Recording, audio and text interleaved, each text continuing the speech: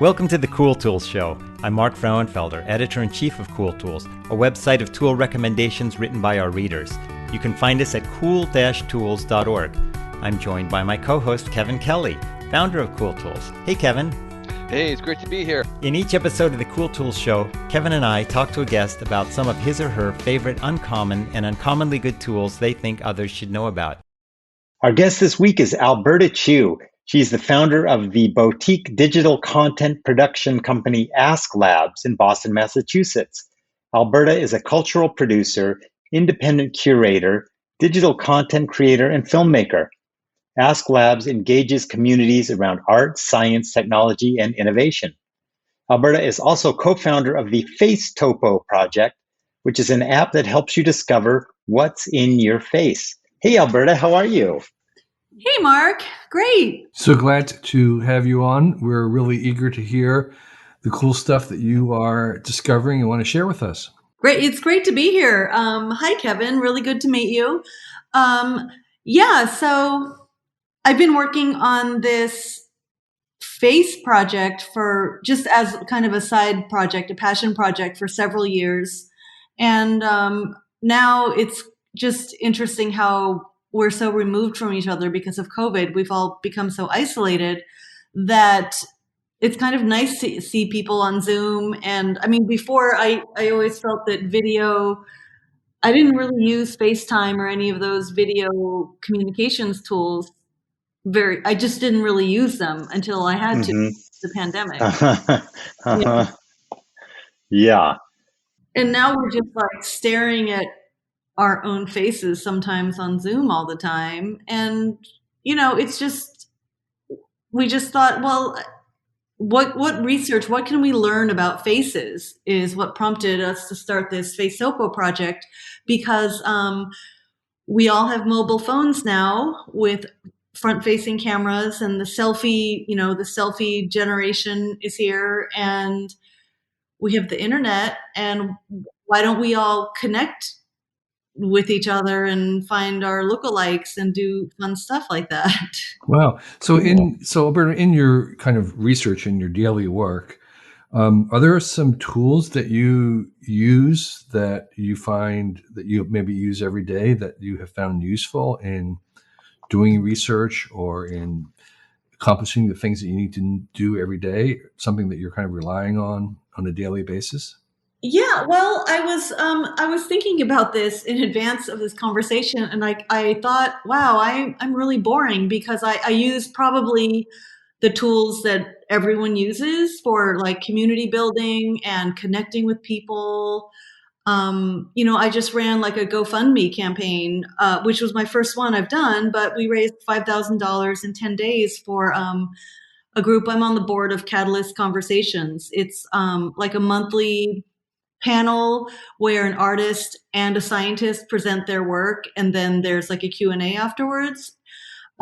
So I'm on the board of this group, and I don't know, all the cultural organization, everything's been hurt by COVID because everything was shut down or had to go remote, and so we had to do this fundraiser. And GoFundMe is such a great platform. What did you discover from using GoFundMe? Were there any particular things that you wish someone had told you before you started it? Well,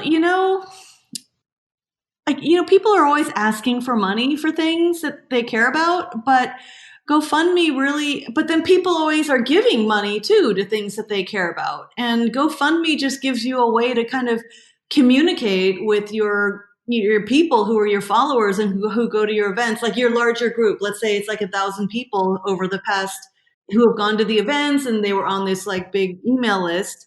So we were able to notify them that, we really are raising money for this important cause for the next 10 days. Like, we need the money to keep going. And, people just gave so generously. And it's just because like we were able to ask and we were able to connect.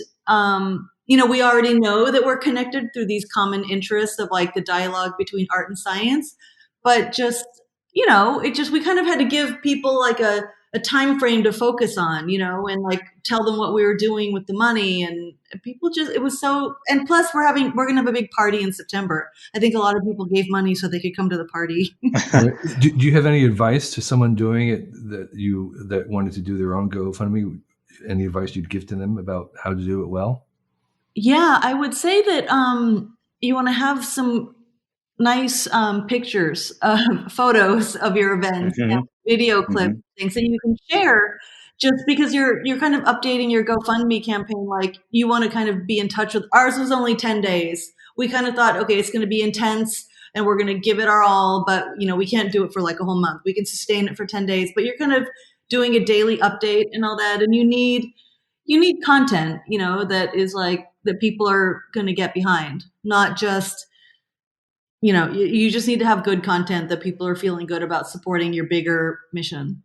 Yeah. I don't know how GoFundMe works. Do they take a small percentage of what you raise? No, they don't. But when you do donate to a GoFundMe, they ask you if you want to like give a 7% tip, if you want to give a tip to them, but you don't have to. Interesting. So like, let's say you want to donate 50, you can donate 50, but they'll ask you if you can give like, $2 more so they can have a tip, but your $50 goes to the thing you want to give it to. So yeah, I mean, that's cool. It's like, I know that like Kickstarter, I think, is like you can do a fundraiser there, but then if you don't reach your goal, you don't get any of the money. It all gets returned. With GoFundMe, yeah, it's all or nothing. Yeah, with GoFundMe, you can set a goal, and it goes directly to your nonprofit. But then I think it's only for nonprofits and individuals, GoFundMe. And then if you don't reach your goal, you still get to keep what you've earned. But we reached our goal. We even, people are still giving, even though it closed 2 days ago. That's cool. So Alberta, did you have a mailing list? How did you even get people to know that you had a GoFundMe page? How did they actually find out? We had a mailing list, and we also, posted it on Facebook and Instagram. Although normally we're not that active on social media, so we realized, that we really had to put our energy into like just some really nice personal emails.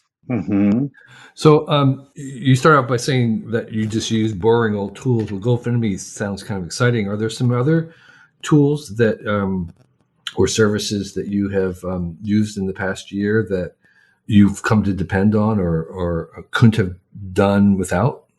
Well, during COVID, I've discovered, I mean, everybody else probably already knew this, but we've been eating at home and cooking a lot more.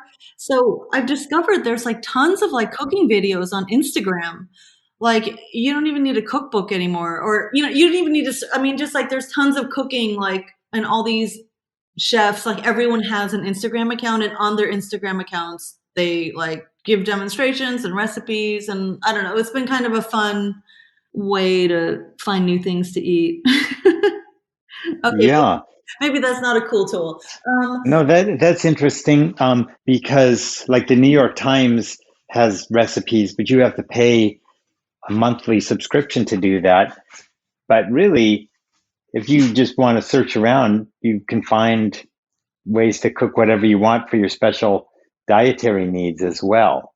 Yeah, there's tons. Yeah, there are like paleo chefs, and I mean there's just so much. It's crazy because, like I kind of use Instagram just for like personal promotion. But I guess when you start to explore, like just there's just so much out there. It's crazy. Yeah. I didn't know that. I never thought about Instagram as a recipe place. That's interesting. So they have actual like little video recipes, or how does like that work? Cooking demonstrations, like Padma Lakshmi. I mean, she's like a celebrity model, celebrity chef. I think she has a show called, I think she did Top Chef, but she has another series coming up. But she has like an Instagram channel where she's just like in her kitchen making like, really simple Southern Indian food, or I mean, she's just really casual and like talking about what she's making. And she's, it's like, I don't know. She's like, it's not like produced in a studio. It's just like her in her kitchen and like her friend is Yeah. So it's That seems better. kind of fun. Like David Chang, the Momofuku guy, he has a baby, so he's always doing recipes at like 5 minutes or less, or like whatever, like really basic stuff, like what you can cook, how to cook chicken in a microwave, just stuff And like this is that. on Instagram, so it'll be a couple minutes of video. Yeah, they're like maybe they're more than Stories. a couple of minutes, Mm-hmm. but yeah, there's a Okay, ton of great stuff. I don't know. great. I guess because of COVID, I've been spending way more time on my screens than I did before. Right. So tell us about some of your face tools that you have been working with, perhaps, and know a lot about. What's a really great tool for your phone? Well, actually, one of my favorites, which I forgot to mention earlier, is Google Arts and Culture has a function where you can take a selfie, and I guess they have mapped like every work of art in the history of man, and it'll show you your face matches in paintings and sculptures. And that What? Oh, Wait. interesting. it's You're really saying I take a selfie and then it'll search through all history of art and show where my face, like mine, shows up in a painting? yeah. Have you tried it at Google Arts and Culture? No, No. It was no. really big a couple of years ago. It like was everyone was doing it. It's really fun because it like depending on how it really does find an image that's similar to how you look. Wow, That's cool. that's Yeah, cool. So you could use that for your little portrait, I guess. yeah, Van Gogh painted me. exactly. And then there's like another thing that was really popular even before that was this like guess my age or something. It was a Microsoft thing.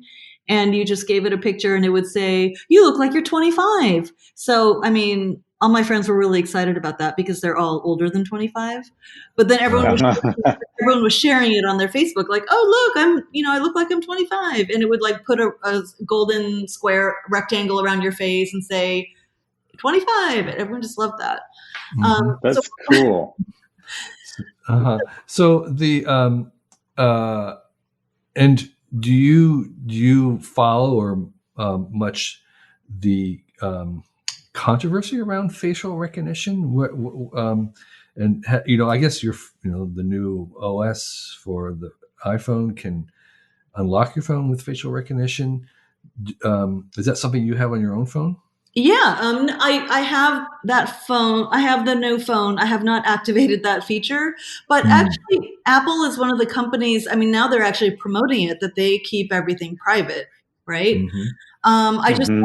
I just watched a documentary this week called "Coded Bias," um, about kind of racial and systemic bias in algorithms now that are causing teachers to get fired, causing people to be like stopped on the street in London, because they like have an incorrect face match in their system, like Big Brother stuff, like Hmm.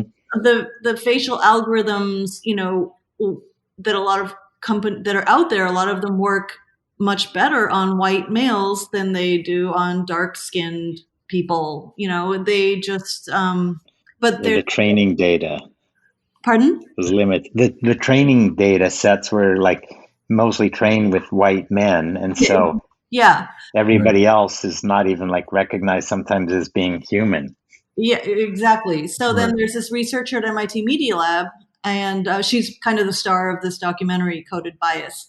And she started this algorithmic justice league, which I joined.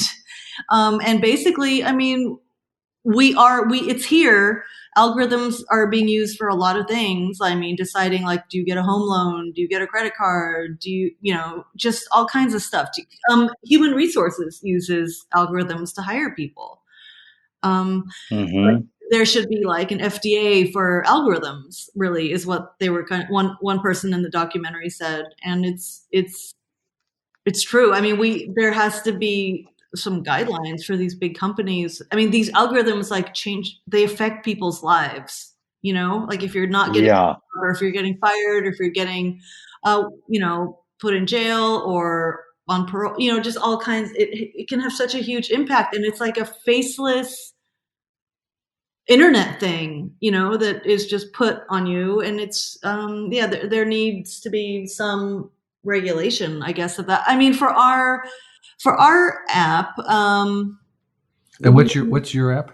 our app, the app I'm developing is the FaceTopo app, and it's basically for private use. So it's not any like surveillance or Big Brother thing, but basically the user can create an account, a private account with, only they can access with their password. And then inside their account, they make a 3D face map with our app. So we kind of built this whole UX, and people just kind of nod and do these gestures and follow the lines and move their face around a certain way. And then they generate a 3D face map. And then from that, we can determine what their face shape is. And we can have certain statistics like, the distance between the eyes and certain things where then like people are interested in face shape because it can guide their style and beauty decisions, like, applying makeup or hairstyles or facial hairstyles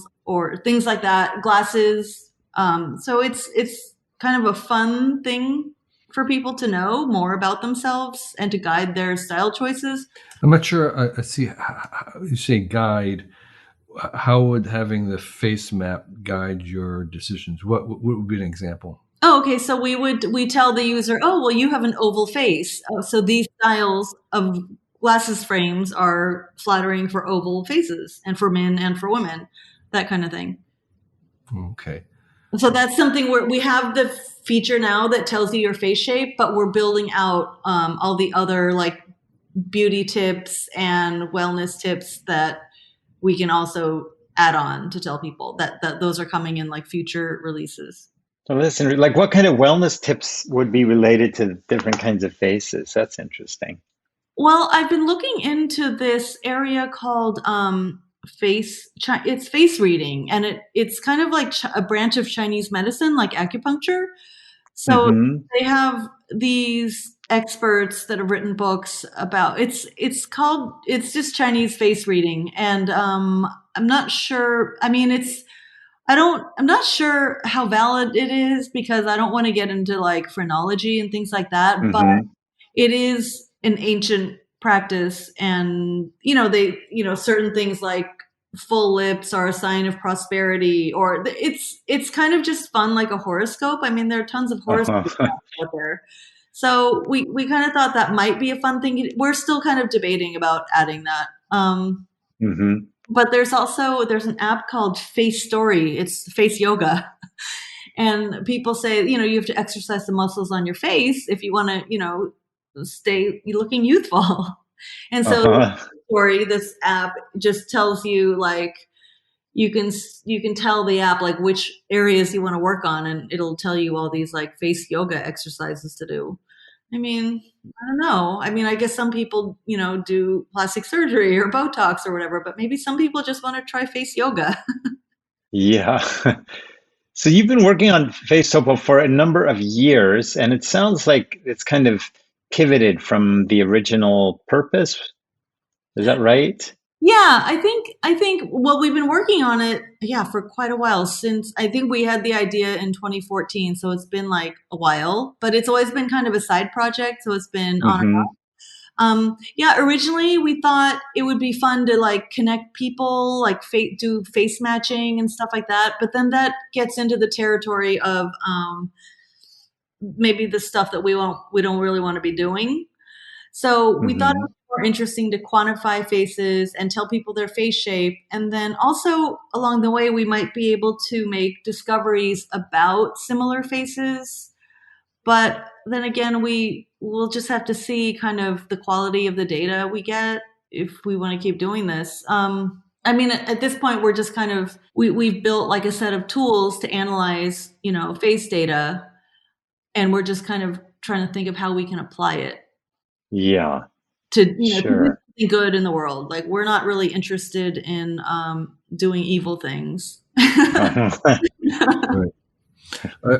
I've been kind of following the VTubers who are they have face capture technology, and they're projecting in real time onto a virtual character that is, not them.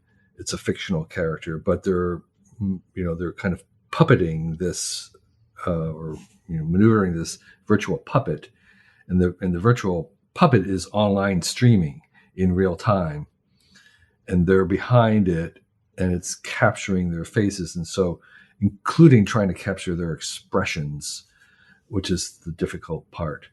But that, I think, there's going to be a lot of that happening. One, because it's new; two, because it's fun; three, because there's so many things you could do with it. And so I would imagine being able to, again, map your face in real time would be an important component of that. I could also see using mapping your face and then having it construct an idealized version that's more symmetrical, cosmetically enhanced, right. and then use that for your Zoom conferences. Right. Why not? Well, actually, they found out some interesting research, which was that, again, the ethical parts of this are a little uncertain, but that if your face could appear differently to all the people that you're Zooming with, and if your face that they see slightly reflects them and their image, they're more attuned to you. Oh my God. So you look slightly different, and you look a little bit like everybody who's looking at you. You'd be more 10% to each person you're talking to. Yes. Isn't that incredible? Fascinating. Oh it's my like God. It's like body language, or you're mirroring what they're doing. Yeah. But your face is kind of mirroring their face, and they don't. Yeah. And so it's very, very subtle. Oh my God. And I thought that was really, very interesting. Yeah. Yeah, because I think evolutionarily people are attracted to similar people. Right. So that would be interesting. That could be like a little slider. That could be like more percentage. Right. And but I thought it was really cool because everybody looking at it sees a slightly different version of you that's more like them. I thought that was brilliant. Yeah. So that's just some research that was being done. It hasn't been deployed. It was just done in a lab. It was actually done in VR. That's amazing. Well, I think we need to move on. But it was really, Alberta, it was really fantastic to hear your tools and your face work, which I think is, going to be central in the culture as we go forward. So it's great to have you kind of there working ethically on it. Thank you. Thanks, Kevin. Thanks, Mark. It's been great. Yeah, Alberta. Guys. It was great talking to you, catching up. It's been a while since you've lived in LA, so it's nice to at least hear your voice. So, Alberta, where can people go if they want to find out more about what you're working on and your movie that we didn't have a chance to talk about? There's a link to the film on the MIT website. We'll have a link in our show notes for sure. But do you have something like asklabs.com or asklabs.com? Go there, and I'm sure that's going to link us to everything that's all Alberta all the time, right? Yeah, and then for Face Topo, if you want to be on the cutting edge of new releases and new features, there's a Facebook group called Face Topo Early Adopters.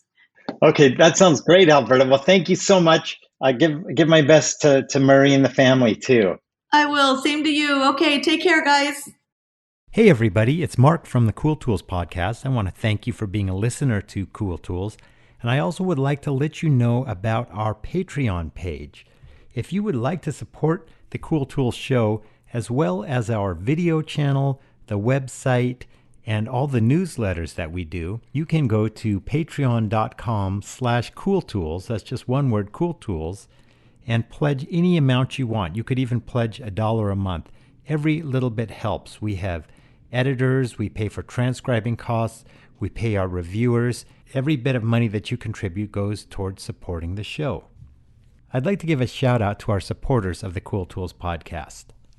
This week, I'd like to thank the following Patreon supporters: Bill Schuler, Bob Kay, Brian Pelly, Carl D. Patterson, Chad Cosby, Chris Wieland, Chris Weirstook, Craig Tooker, Dan O'Brien, Dean Putney, Danelle Cunningham, Evan Barker, Graham Medlin, Hans Riesbeck, Helen Hegedus, Jerry Kearns, Jim Lesko, Jim Spofford, John Pollock, John Burdenbaugh, Keith O., Ken Altman, Les Howard, Lauren Bast, Mock Nerd, Malton Make, Mark Goebel, Matt Gromes, Michael Douglas, Michael Jones, and Michael Pecorini.